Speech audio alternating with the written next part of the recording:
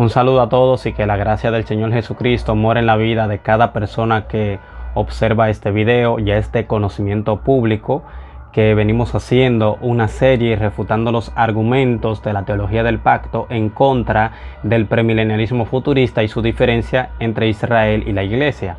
Esto surgió a través de mi último estudio sobre escatología que estaba haciendo sobre Israel y la Iglesia, donde me quedaron muchos contraargumentos contra la teología del reemplazo, que es típica de la teología del pacto. Entonces, para no hacer los videos excesivamente largos, quise tomar los argumentos aparte y hacer pequeños videos cortos donde se vayan subiendo semana por semana y así dar un entendimiento completo de mi último sermón. Ahora vamos a ver lo que es Hechos capítulo 2 versículos 16 al 20, que este es un pasaje utilizadísimo por los teólogos del pacto. Incluso uno en un sermón dice que conociendo el dispensacionalismo desde dentro y no desde fuera, esta profecía de Joel es el dolor de cabeza de la teología del dispensacionalismo o del premilenialismo futurista. Eso es en palabra de él, porque yo no lo veo así. Es verdad que el pasaje en sí tiene algunas dificultades, pero todas ellas quedan disipadas cuando estudiamos el contexto del profeta Joel, que es la cita que hace Pedro. Como había exhortado en el video anterior, siempre para nosotros poder entender las citas que hacen los autores del Nuevo Testamento, del Antiguo Testamento, es necesario ir a la primera revelación que se dio sobre esa cita, entonces sobre esa profecía. Entonces nosotros estudiar el contexto y luego que estudiamos el contexto, ver cómo eso armoniza en el Nuevo Testamento, porque una revelación posterior no puede dejar en desuso a una revelación anterior. La puede esclarecer, le puede hacer una pequeña expansión, un pequeño esclarecimiento, una aplicación, pero no puede dejar en desuso la otra que el Señor dijo, a menos de que sean cosas, por ejemplo, como muchas que se ven en la ley, donde evidentemente para hoy en día eso no es aplicable para nosotros. Joel viene profetizando desde el capítulo 1 hasta el capítulo 2, versículo 11, sobre una devastación que vendría de langosta y sequía para el pueblo de Israel por su incredulidad. Luego del versículo 12 al versículo 27, el Señor llama al pueblo al arrepentimiento. Luego del versículo 28 al versículo 32 del capítulo 2, el Señor dijo que en consecuencia al arrepentimiento, Él iba a derramar de su espíritu y iba sobre toda carne, y iban a profetizar sus hijos, sus hijas, sus ancianos, esclavos, libres, etc. Luego en el capítulo 3, del versículo 1 hasta el 21, que es la culminación, se habla lo que es un juicio en el valle de Josafat sobre todos los enemigos de Israel a consecuencia del arrepentimiento que Israel había manifestado y el derramamiento de su espíritu. Y entonces vendría lo que es una restauración nacional de Israel, algo que no ha tenido cumplimiento aún.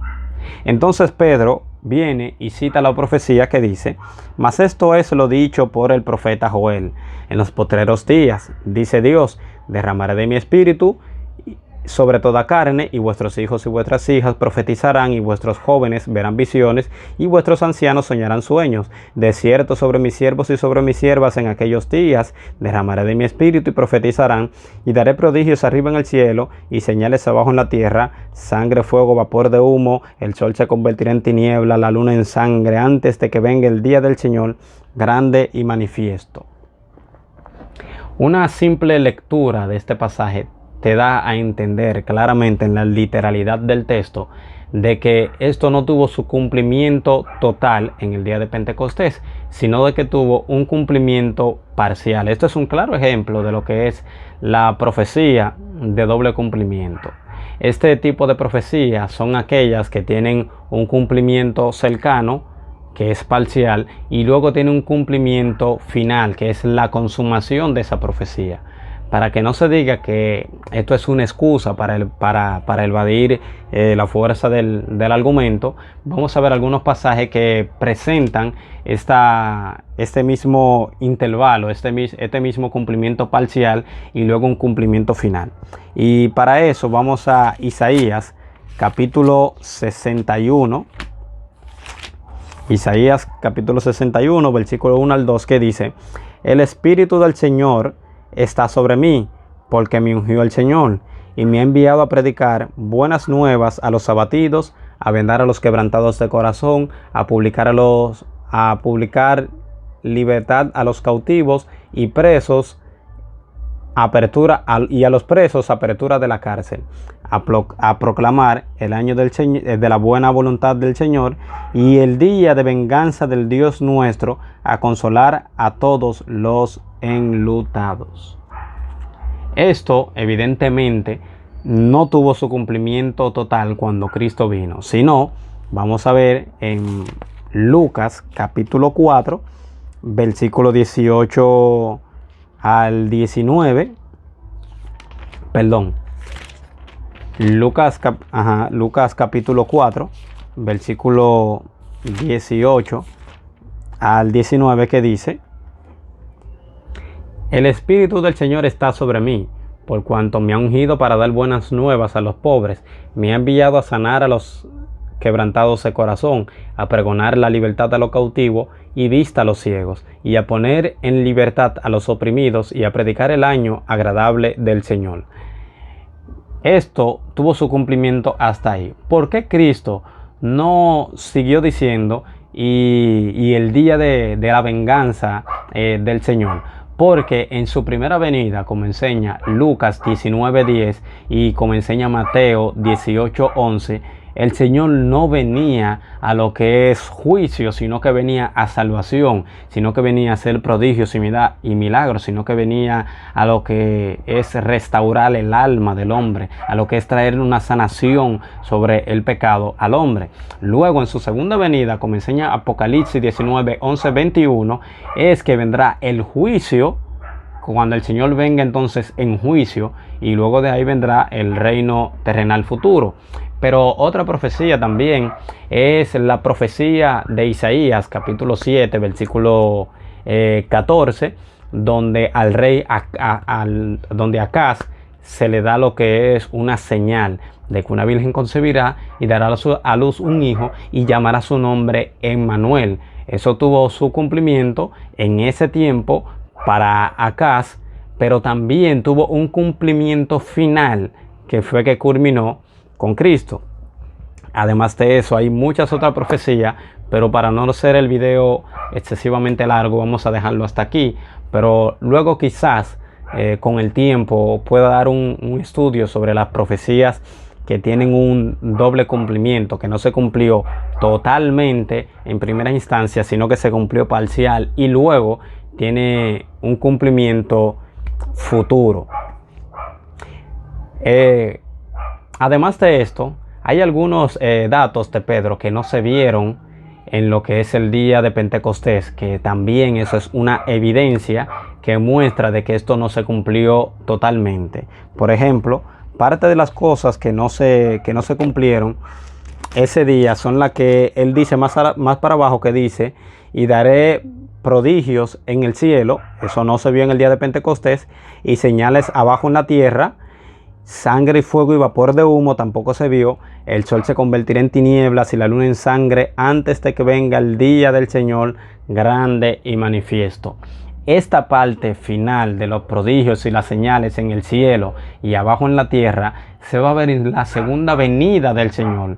Como no se vio aquí en Pentecostés, se va a ver en la segunda venida del Señor, que es lo que muestra Mateo 24, del 29 al 30. Claramente lo dice: e inmediatamente después de la tribulación de aquellos días, el sol se oscurecerá, y la luna no dará su resplandor, y las estrellas caerán del cielo, y las potencias del cielo serán conmovidas.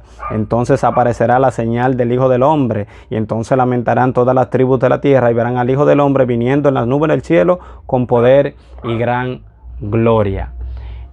esa parte final del día del Señor y de los prodigios y de las señales no tuvieron su cumplimiento total en el día de Pentecostés, sino que tendrán su cumplimiento final en lo que es la segunda venida. Hay un autor, bueno, John MacArthur, en su comentario sobre Hechos, en la página 57, él dice lo siguiente: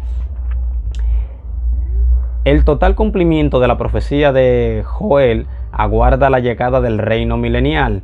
En el día de Pentecostés, y en realidad en toda la era de la iglesia, Dios ha dado tanto un avance como una muestra del poder del Espíritu que liberará en el reino. Los creyentes en la época actual tienen un anticipo de la vida en el reino. Eso lo dice en la página 57. Para terminar con este dilema, vamos a ver lo que es una exposición que hace William MacDonald en su comentario en la página 1663, que él dice lo siguiente sobre este pasaje. La verdadera explicación era que el Espíritu de Dios había sido derramado, como había sido dicho por el profeta Joel. En realidad, los acontecimientos de Pentecostés no fueron un cumplimiento completo de la profecía de Joel. La mayoría de los fenómenos descritos en los versículos 17 al 20 no tuvieron lugar en aquel tiempo. Lo que sí sucedió en el día de Pentecostés fue un paladeo de lo que sucedería en los últimos días, antes de que venga el día del Señor grande y manifiesto. Si Pentecostés fue el cumplimiento de la profecía de Joel, ¿cómo se da más adelante una promesa en Hechos 3:19 de que había un arrepentimiento nacional e Israel recibiría a quien habían crucificado? Él volvería e introduciría el día del Señor. La cita de Joel es un ejemplo de la ley de la doble referencia, por la que una profecía bíblica tiene un cumplimiento parcial en un tiempo y un cumplimiento completo en un tiempo posterior, como había dicho. El Espíritu de Dios fue derramado en Pentecostés, pero no literalmente sobre toda carne. El cumplimiento final de la profecía tendrá lugar al final de la época de la tribulación. Antes del glorioso regreso del Señor Jesucristo, habrá prodigios en el cielo y señales en la tierra. El Señor Jesucristo aparecerá entonces en la tierra para abatir a sus enemigos y establecer su reinado. Al comienzo de su reino de 1000 años, el Espíritu de Dios será derramado sobre toda carne, sobre los gentiles y judíos, y esta condición prevalecerá y predominará durante el milenio. Se darán diversas manifestaciones del Espíritu sin distinción de sexo, edad ni posición social. Habrá visiones y sueños, y lo que sugiere la recepción de conocimiento y profecía, lo que sugiere una comunicación a otros. De esa manera se manifestarán los dones de revelación y de comunicación. Todo esto ocurrirá en lo que Joel describió como en los últimos días. Esto naturalmente se refiere a los últimos días de Israel y no de la iglesia. Esta es la cita completa sobre esta parte que cita Pedro en el día de Pentecostés.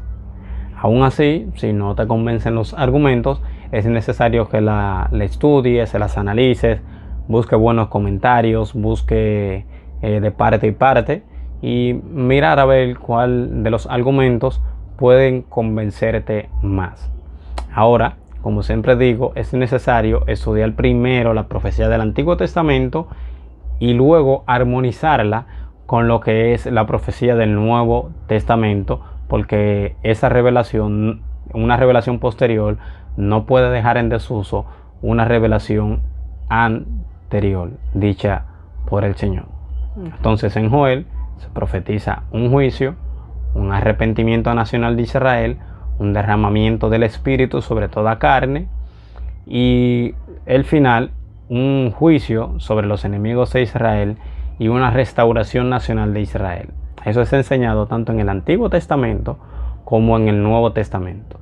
Eso no puede quedarse en desuso, eso no puede quedarse en el olvido, porque entonces el Señor se vería como un estafador, porque es una persona y que incluso su palabra no se podría tomar en serio, porque alguien que te diga que dentro de unos años te iba a dar un Ferrari, y que luego cuando llegue el tiempo no lo haga, simplemente, vamos a decir así, no, te diga que ese no era el lenguaje literal, que nosotros lo entendimos, nosotros lo entendimos mal, que él no especificó, y quizá te dé un Ferrari de juguete, algún juguete, algún carro de esos así de juguete a control remoto. El Señor no es así. Si el Señor le dijo a Abraham que su pueblo duraría 400 años siendo esclavo en Egipto, Abraham debió de esperar 400 años donde su pueblo iba a estar esclavo en el pueblo de Egipto, y eso fue lo que se vio así.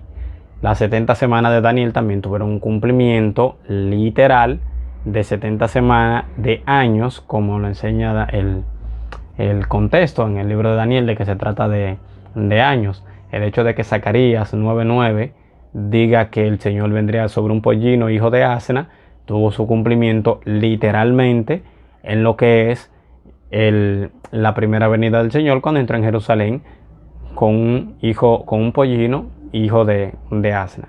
Entonces, lo que el Señor promete lo cumple, porque el Señor es fiel.